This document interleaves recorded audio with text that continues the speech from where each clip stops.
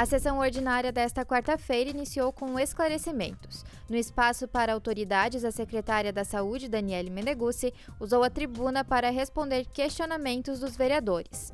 A secretária fez um panorama sobre diversos assuntos, como a questão de vacinação, leitos dos hospitais, atendimentos e reformas nas UBSs, além da continuidade do materno-infantil. Daniele também comentou a situação de calamidade pública em Caxias do Sul e o aumento de casos de dengue. Caxias tem uma herança, que quando optou por aderir ao Pacto pela Saúde, trouxe para si a responsabilidade de atendimento a todos os 48 municípios que fazem parte da quinta macro-região de saúde.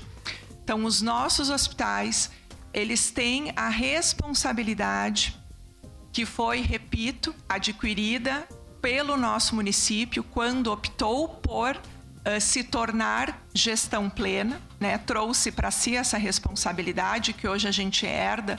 E temos muita dificuldade de fazer esse gerenciamento porque nós somos essa referência para alta complexidade para 49 municípios. Já na Tribuna Livre, a Associação TEA Juntos esteve presente falando sobre o transtorno do espectro autista e a importância da musicoterapia no tratamento. O grupo TEA Prochega, uma sinfonia diferente RS criado pela associação, fez uma apresentação aos vereadores. E toda vez que você sai,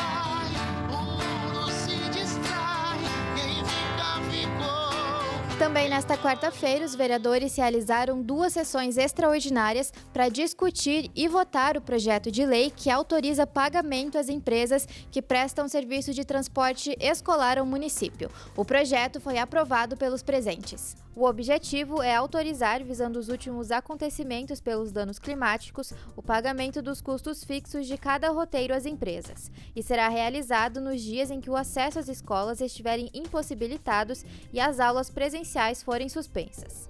A medida busca garantir a manutenção mínima das empresas contratadas e auxiliar nas despesas regulares. O PL garante que os transportes estejam em operação quando as atividades escolares forem retomadas. No grande expediente, o vereador Camilles foi o primeiro a ocupar o espaço. O parlamentar utilizou o tempo para abordar algumas questões de infraestrutura da cidade, como fios de postes que ficam soltos com risco à comunidade. Ele ainda falou sobre a inauguração dos parquinhos e revitalização das áreas de lazer nos bairros Santa Lúcia e Cidade Nova. Era uma demanda liberada, uma emenda parlamentar do deputado Dalciso, em 2022. Conseguimos esse ano, devido às burocracias, tudo, mas está lá, as crianças se divertindo, e muito importante também que une a família vai lá cuidar dos seus filhos. Isso é importante para a nossa comunidade e para toda a cidade. O próximo a falar foi Lucas Carinhato, que discursou sobre as pessoas em situação de rua no município e como a gestão pública está lidando com os casos. Ele ainda mencionou os dados do Comitê Pop Rua e da Prefeitura, que apontou 784 pessoas em situação de rua. Em casa de passagem, são apenas 220 vagas.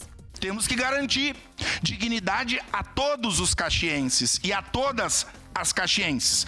Mas a gente garante dignidade, espaço digno com política pública de ressocialização, com empregabilidade, com saúde física e mental que atendam às necessidades dessas pessoas. Tatiane Frisso subiu à tribuna em seguida para falar sobre a extensão de rede de água em Forqueta. Cerca de 12 famílias da Estrada Municipal Josefina Bianchi Segatti foram contempladas com a implantação de 1.100 metros de tubos. Então a gente fica muito feliz de ver que o nosso interior vem sendo tão olhado, tão estruturado. Isso é uma conquista muito importante para a comunidade. A gente sabe que a água é essencial para tudo, né? Muitas famílias acabavam tendo poço artesiano, né? Ficavam sempre naquela dependência de lençol freático, isso e aquilo. E agora elas vão ter, como todas as demais, a água da torneira tratada pelo SAMAI. Finalizando o grande expediente, Estela Balardinho utilizou o tempo para falar sobre a descriminalização do porte de maconha para uso pessoal.